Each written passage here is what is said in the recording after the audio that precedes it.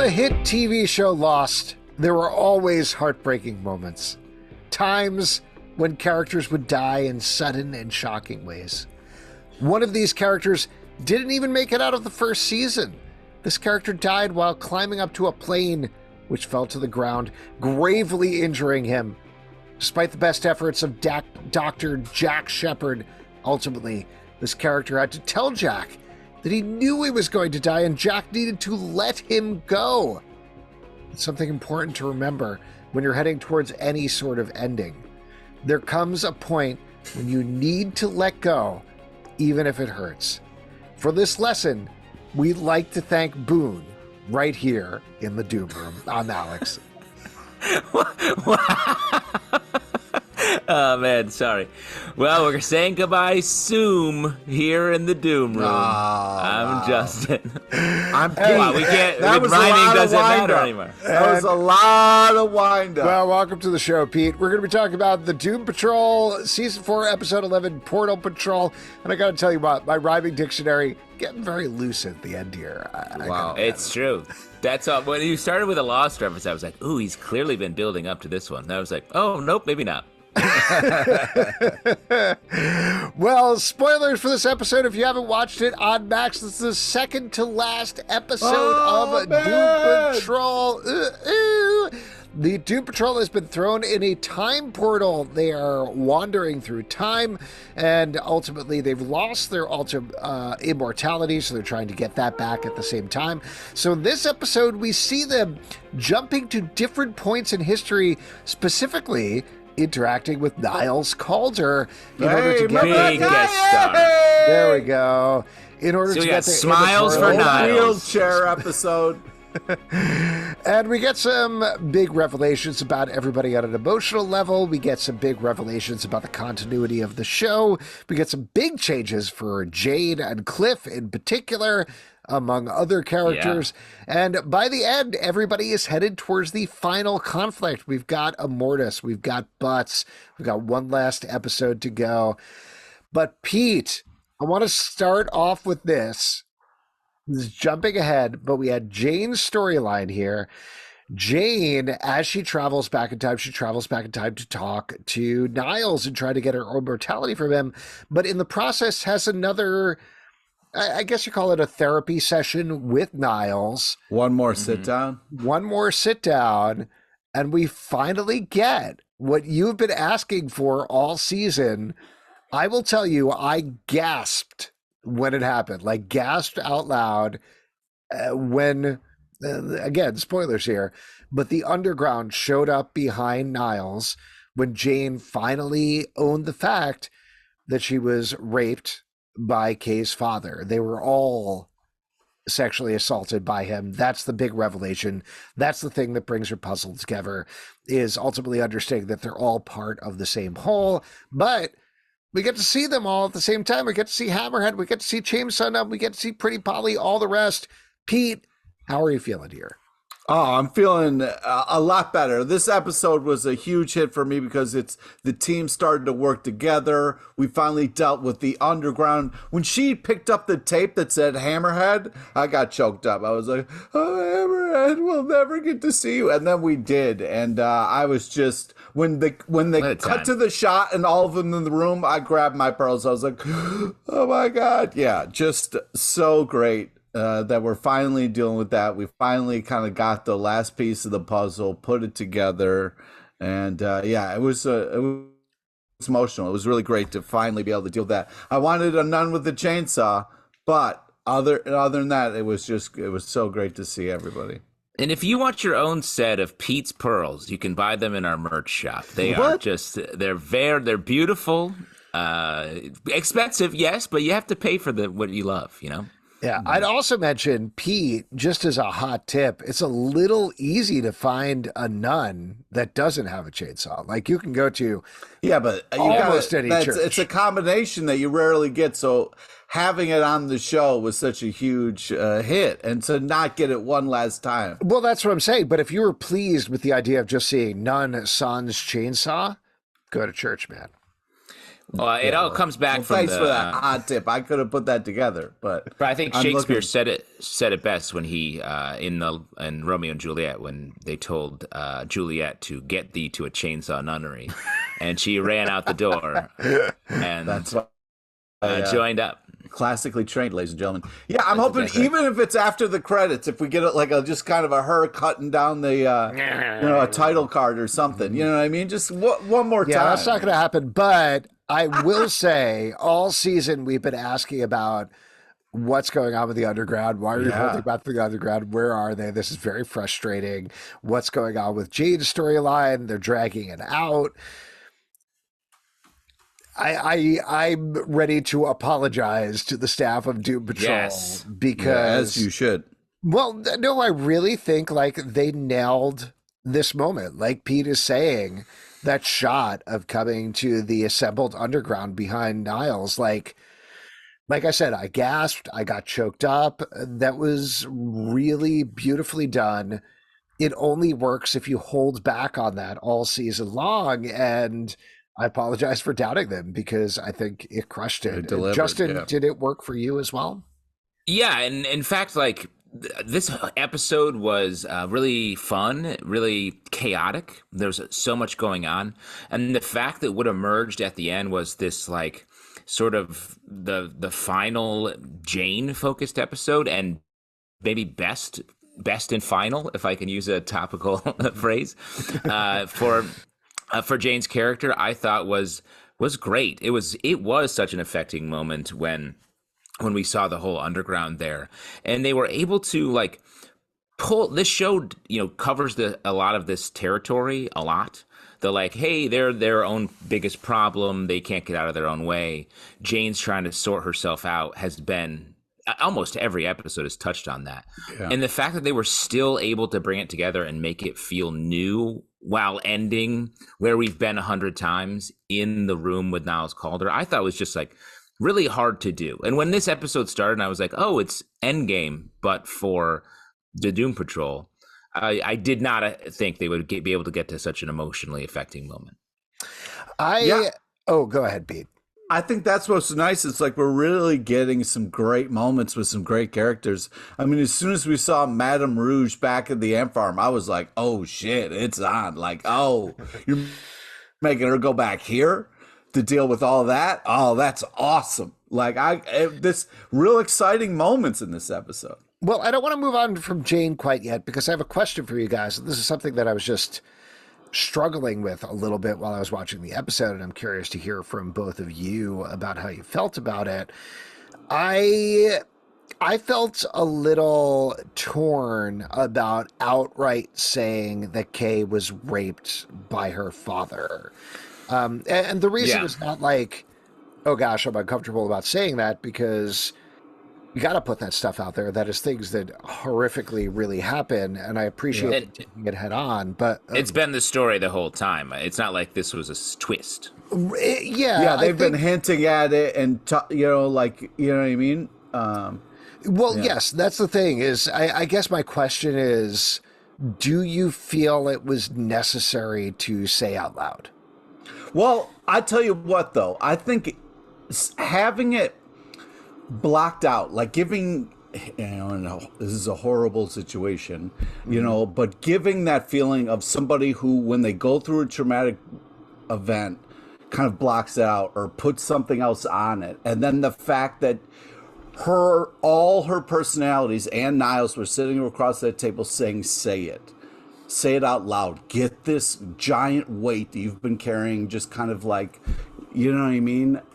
I think that was when you are dealing with such a hard thing, like having the way that she dealt with it and blocking it, and then having the clarity of like, this really happened, and it happened to all of us, and it was, I don't know, I thought that it was done in a way that was weighted, but also dealt with different sides of things well. I think it was impressive what it did. In watching the episode and experiencing that moment, I thought it was shocking. I was surprised they did it. But then thinking on it afterwards, I was like, oh, I guess that's really the whole point, is naming it. Like, the whole point of it is she had to say it to take ownership of it or not run from it anymore. I think the analogy that Pete uses of like you're having this weight, you need to free yourself from it by saying it out loud and taking ownership of an experience where you're horrifyingly made vulnerable and your power's taken away. So she took back that power in that moment, and in a superhero lens, it meant she got control of her powers. The underground falls away because they don't need this device. She is just everything now. Mm-hmm. Also, I like the choice of it being an older Jane who is able to come to this realization. When you're the different personalities and different things, like I almost think that she can't grasp it. So to get her to this point, to be able to have so much space for it, and to be able to kind of like have this dying event be able to unlock this other clarity, I think was something that was very kind of unique and interesting to kind of explore and to kind of have somebody go through and then have this kind of moment. I was really kind of moved with the amount of time and energy and the way they kind of did it. How do we feel about Kaleidoscope? I like it. I mean, that's the thing. I was iffy just from a dramatic standpoint of naming the rape out loud, because it is this thing that I think has been implicit throughout the seasons, but I understand the impulse there. The idea of, rather than these personalities were to protect Kay, this is something that happened to all of them, and they all need to own it in the same way. I like that. I think that's an interesting, again, dramatic way of hitting it. And the ultimate conclusion that she's not Crazy Jane, she's Kaleidoscope, that she is all of these different colors, all of these different ways of seeing the same thing, I thought was a really beautiful conclusion. So even if I was iffy about the moment itself, I appreciated the way that they get there, and more than that, I appreciated where they ended up. The little use of colors there was also such a great punctuation for that moment. Yeah. And I'm excited to see how it turns out with a fully integrated Jane in the last episode. That's very cool, and I'm excited about it. They also did a really great job of getting you hyped for that last episode. When those credits roll, you're like, oh man, I cannot wait for that next step. Well, I think she's going to be very powerful as well, going up against their biggest, most powerful enemy. Yes, Isabel Feathers. Oh, and What's Butts. that? And Butts. Yeah. Yeah. My most powerful enemy is also Butts. Yeah, that's true. And your battle against Butts is unfortunately not going well. Yeah, it's not going well, dude. I'm getting older, man. My battle against Butts, not going great. And those Butts are staying the same age, my guy. All right. Why don't we talk about some of the other characters? I'll throw out Cyborg just to start off with him, because he's another character. If the idea is to reach catharsis, if the idea is to reach your final form, Cyborg definitely already got there, but there's still a little ways to go. I thought the plot points with him were really interesting. Him throwing everybody into a pod. Also, Derek, the most important character of the season, coming back again. I mean, I don't want to be a Derek hater, but when I saw Derek, I was like, come on, dude. Can't we?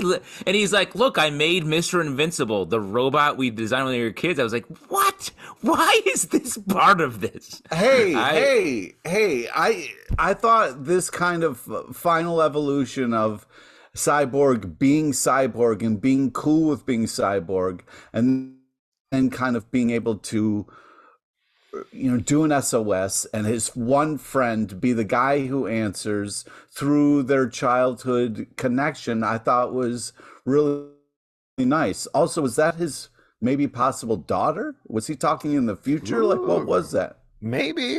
Because they hinted around it because she was so smart.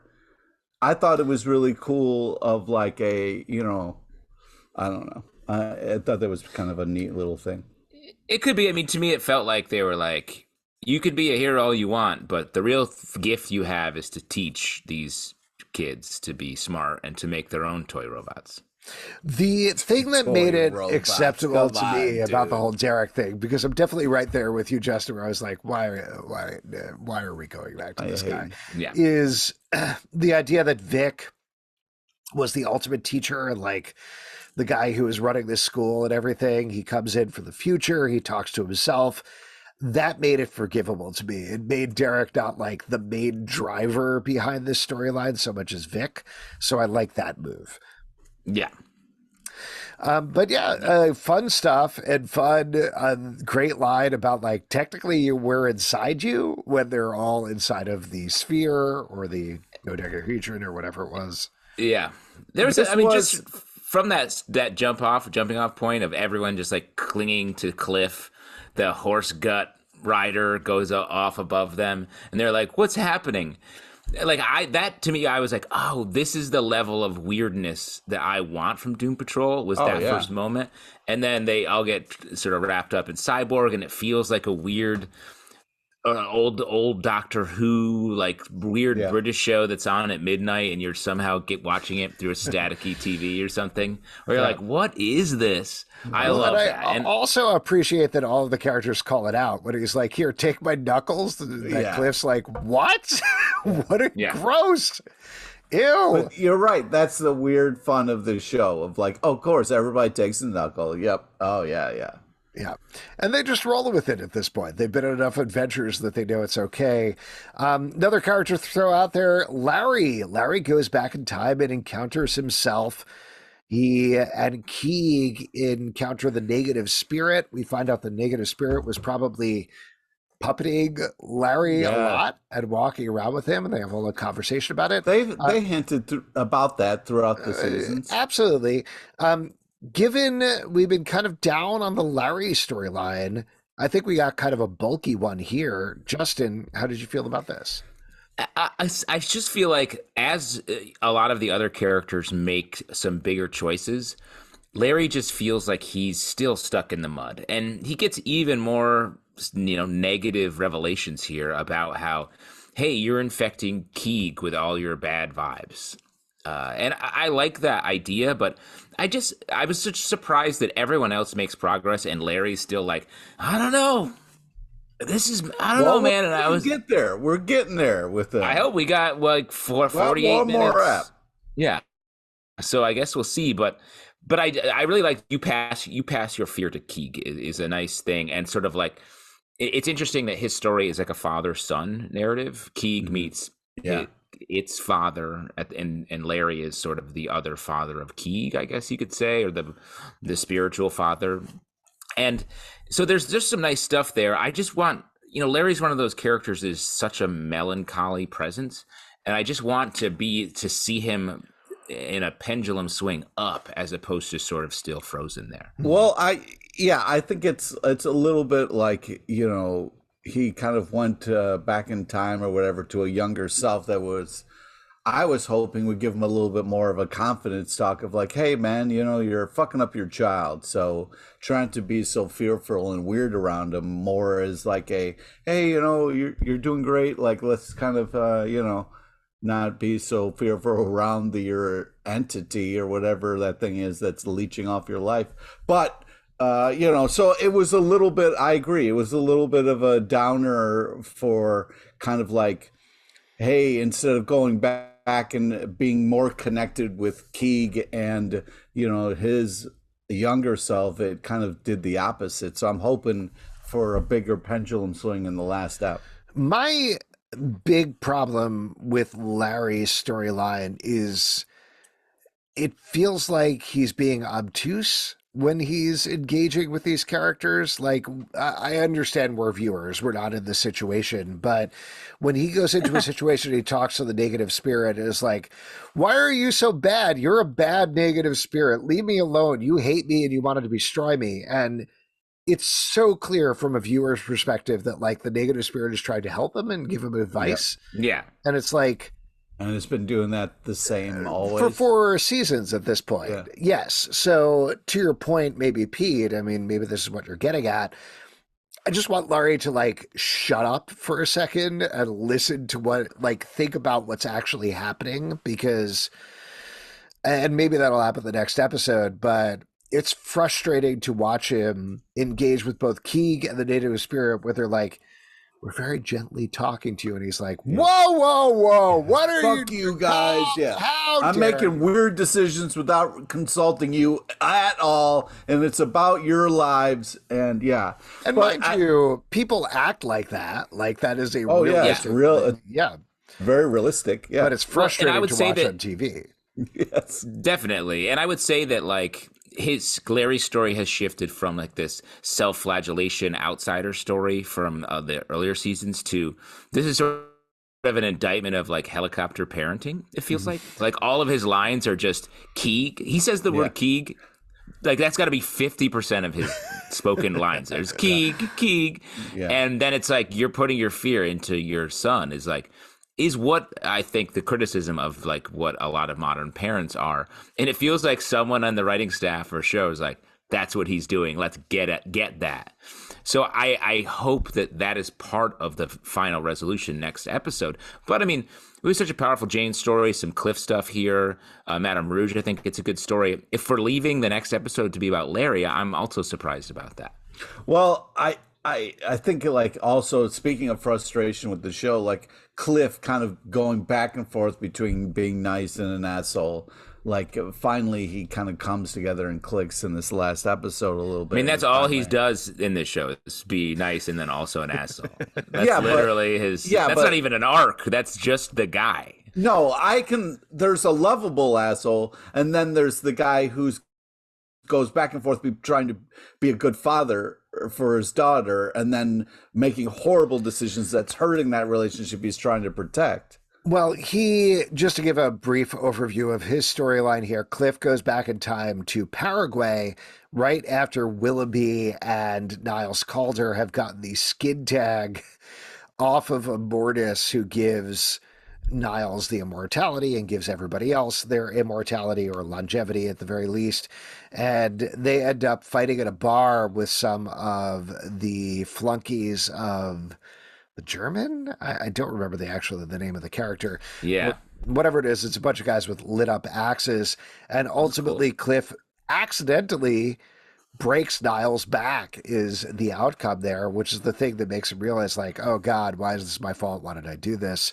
So I don't know. I really like that storyline. It felt very true to Cliff for me. If that's really the origin story, the fact that Niles never brought it up to him was, I mean, that kind of makes you like Niles a little bit more. You know what I mean? I think that's the point. Like what we established is Cliff is the villain of the show, and I've been saying that for a couple seasons now. So we got that here. Lovable villain. Oh, that's a nice way to throw that in there. That's weird. Pete didn't really take your bait. Yeah, I know. He added a love in front of it. He loved my bait. No. How does this relationship work? That's like a fish being like, ooh, I love these worms. Yeah. Great. Thank you. True. I'm going to marry this hook and worm. But I do think it's a great flip of like Cliff's anger, like to what you said, like Niles is the one who has been keeping the secret that this man who he builds is the man that takes away his ability to walk for the rest of his life. So like that puts them together as like long-suffering secret holders who are sort of trying to help each other a little bit by not murdering them for what they've done to each other. So it makes for like a bit of a Mobius strip of like, God, these guys are just so bad at being good. Cliff and Niles. I'd throw out there, I know Pete has been very negative about Niles over the course of this show. I don't know if I've argued this before, but I think in a similar way to how we're talking about how Larry interacts with Keeg, the Doom Patrol interacts with Niles in the same way, where he's a flawed guy. He's not doing the right thing all the time. His main goal is, like Cliff puts out in this episode, to live one day longer than Dorothy, or like basically outlive Dorothy so he can always be there for her. And that's his main MO. That's the thing that he wants more than anything. But at the same time, he likes the Doom Patrol. Like we get that in a scene with Jade. We get that in a scene with Cliff. It's true less so in a scene with Laura, which I'm sure we'll get to in a second, but he doesn't hate them. He's not an unrepentant jerk. He's trying to do the right thing and doing it sometimes in the very wrong way. And that's been clear over the course of 4 seasons. Yeah. I also thought that scene was just like there's a great Cliff has a great like jump kick, or I guess a kick. Oh yeah. That was great. There's fun fighting there. I feel like just commenting on the show, the last couple episodes, the show looks so much better than it did in the first chunk. Yeah, they definitely. clearly have more money or more time or something to make the show look dope. And the singing episode, I think, really was the first one to show that, like, wow, there's a lot more going on here than there was in the previous episode. Let's talk about Laura.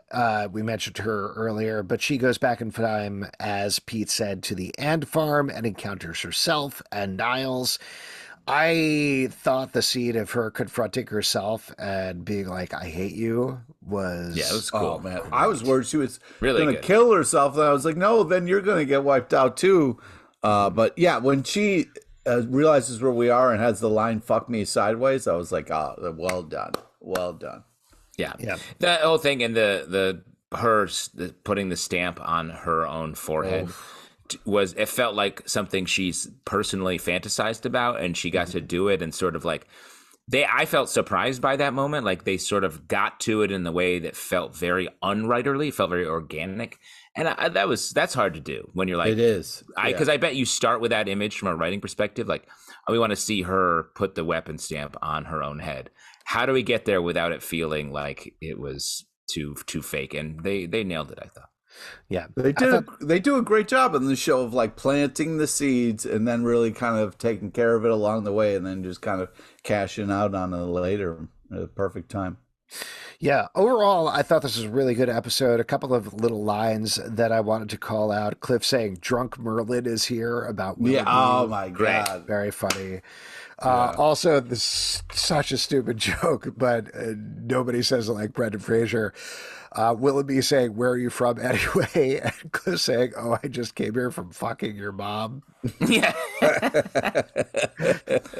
It's fun. Very fun. It's so good. It's very funny. Just quick, it's twice. It's still good. Quick side note: to see Brendan Fraser in this show, just doing this crazy shit all the time. Yeah. To hear him, and then he's in Killers of the Flower Moon, playing also a wild small role that was like almost Cliff-like by my eye. That's not. I won't say anything more to get into spoiler territory, but I was like, this could be Cliff in a different timeline. Wow. So he's just out there doing everything right now. Good for him. Yeah. We did talk about this with the Larry thing. It seems like Larry is probably going to become a son in the final episode, which is pretty wild.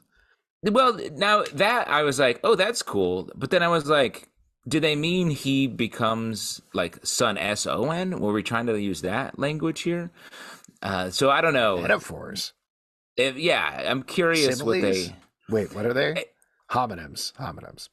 Yeah. Because I thought it was like Keeg's dad was trying to say that he becomes a son, and because Larry was like, cool, a son, and I was like, I think it means S-O-N. I think that was maybe, and again, good little wordplay that who knows what it actually will come out to be. Yeah. And what did you guys think about the fact that when Jane completes the puzzle, it turns into a magic eye painting, which I thought was very cool. Oh, man. I wish puzzles did that. I was trying to pause it so I could do the stare thing at it. You know? Yeah, you got to unfocus your eyes, Pete. Yeah, you got to relax your eyes. Mm-hmm. Whoa. Yeah. Yeah. Salvin, that was creepy to see you do that. Oh! Yeah, that is weird. That was really... Thanks, Were you man. crossing your eyes or just coming to completion? I don't know. Having you a just seizure, ejaculated. possibly. Yeah. Are you touching yourself? That was weird. A bunch I was ejaculating. Oh, my God. Crazy. What other moments from the episode would you guys like to call out, if any? I just like Jane at the end giving kind of like a pep talk, her kind of like fuck it speech a little bit, which, it's great. It's when her and Cliff are on the same page, I'm having a blast. Yeah. Well, and I love the line Cliff has right there, like, Jane's giving the pep talk, that's where we are. Yeah, exactly. Yeah. But We've been talking a lot about this season, about whether they knew this was the final season, whether they were heading towards the end. This episode makes me feel like, yes, they 100%. 100%. Everybody is really heading towards their final forms. There's a big sense of, this is it. It's all going down. We're putting everything on the table for the final battle. And if you watch the promo at the end of the episode for the final episode, I didn't. Oh, okay. Well, no spoilers here, but it definitely, like, the promo gives a certain sense of finality to it. So I'm happy about that. I don't want there to be like a cliffhanger. Oh boy, what's going to happen? Get a cliffhanger. I get it. Yeah. Read a hanger, if you will.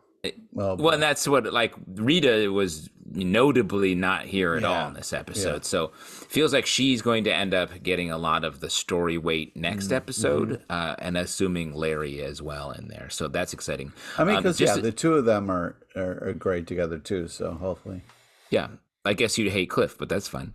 We got to find some new bait to get Pete on the hook here. That one's working pretty well. Yeah, I thought the idea at the beginning where Larry and Jane at Doom Manor 96 walk past Cliff and he just stares out the window for like and many they were like, years. oh yeah, he just stared from like 83 to. I was like, oh man, that's fucked up. Bummer. Yeah. The Cyborg says, "Are you shitting me?" And all the children are absolutely shocked by his language. I was like, what future is this? Where kids are totally can't handle a little shitting. Well, I mean, you want the guffaw from the kids when they're swearing. I thought that was a fun use of, group of In children. the future, it's all swearing. That's the future I want. Well, Pete, I think we can get on board with that. Right? The Jane and Niles scene, again, he pours a big shot of the forgetting juice. Yeah. Which I thought was cool. Which I fun. think was just regular Jägermeister, is what it looked like to me. That's whenever I go into Does the the bar, job. I order, Does give me the 2 job. shots of forgetting juice. They give me Jägermeister. I mean, that's an interesting moment because he doesn't drink it. Like, he sort of considers it and he doesn't. And to me, the implication is he never drank that. So he actually, like we were talking about earlier with Cliff, he knows all of this. He knows all of this happened. He knows their futures. He remembers it, and he goes through this stuff anyway. That could be. He also might have waited until she left before he drank it, which is what, that's what I was you want to thinking. wait It's to the kinda end. like, Because you don't want to have to, oh, no, now I have to forget this. You want to Go- drink go in get another. private so people don't know. Yeah, exactly. Yeah, exactly. That's the best. And the only other thing I would say is, they all went into this. The mission was go get your piece of immortality from this different. You have 1 hour to do it, and none of them succeeded.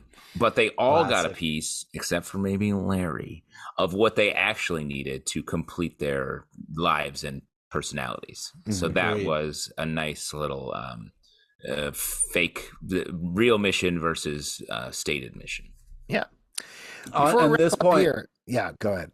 I just feel like the mitten is just part of the costume at this point because they're not real. It feels like they're not going to deal with the taking No, off he's going to touch something. If it's not Rory, he's going to touch something before the end. I do hope we get that moment where he takes off the glove and holds the Totally. baby. Yeah. No doubt. Yeah. Who was most doomed this episode? Pete, who do you think was most doomed? Well, Rita, because she wasn't in any of it. Which makes me worried about her. But I have to say, I feel like Jane was most improved, so I'm going to give it to Larry because he is just still not doing well. Yeah, I would say Larry is the most doomed for sure in this episode. But I would say who's the least doomed? Hammerhead. She got to come back for one more ep. Yeah, great seeing it. I agree with you guys. I'm going to give it a hat trick for Larry, who just is not as far along as anybody else. Come on, Larry. Laura might have to deal with some stuff because she left off slamming her own head with a weapon stamp. So But that Yeah. that still felt like cathartic, though. a little bit of catharsis there, Yeah. which Larry didn't necessarily have yet. So we'll see. One episode to go. If you'd like to support this podcast and all the podcasts we do, patreon.com/comic book club. Also, we do a live show every Tuesday night at 7 p.m. to Facebook and YouTube. Come hang out. We would love to chat with you about Doom Patrol, Apple, Spotify, Android, or the app of your choice to subscribe, listen, and follow the show at Comic Book Live on Twitter/X, Comic Book Club Live on TikTok and Instagram, comicbookclublive.com. For this podcast and many more, until next time, we're going to leave you with a Pete of advice. Yeah. Oh, shit. Here's my advice for you, all right? If you're going through a hard time. Build a tiny robot with your friend. Nope. Find an old person, okay? They got a lot of free time. They've seen some shit. Just, find an old person, and they'll help you.